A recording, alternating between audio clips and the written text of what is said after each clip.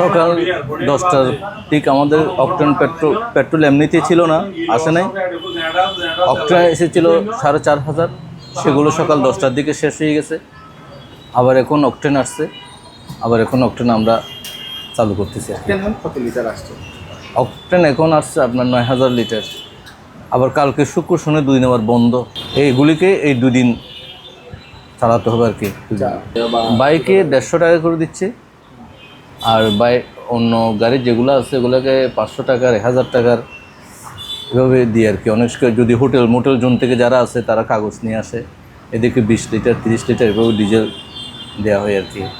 আর এমনি যারা সরকারি এনজিও আছে যতগুলা, এদেরকে আমরা এদের একটা প্রথম থেকে আছে যে ওরা ট্যাঙ্ক লোড রাখে, এখান থেকে মনে করে ক্যাম্পে যাবে আসবে, যতটুকু খালি হবে ততটুকু এখান থেকে পূর্ণ করে আবার নিয়ে যাবে।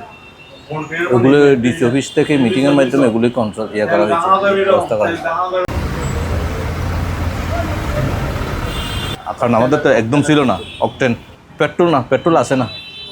পেট্রোল বেশ কয়দিন যাবৎ পেট্রোল কোনো এক গাড়িও আসে না। একটা গাড়ি বারবার এসে মানে একবার এসে নিয়ে যাচ্ছে, সেটা কি আপনারা তদারকি করছেন কিনা? বা এটা তদারকি করি তো করছেন এটা না, অনেক সময় এটা যখন চিহ্নিত করতে এদের তখন তাদেরকে বের করে দেওয়া হয়, তেল দেওয়া হয় না, অনেকে ঝগড়াঝাটি করে মারতে আসে, এই এরকম একটা পরিস্থিতির মধ্যে আছে আর কি।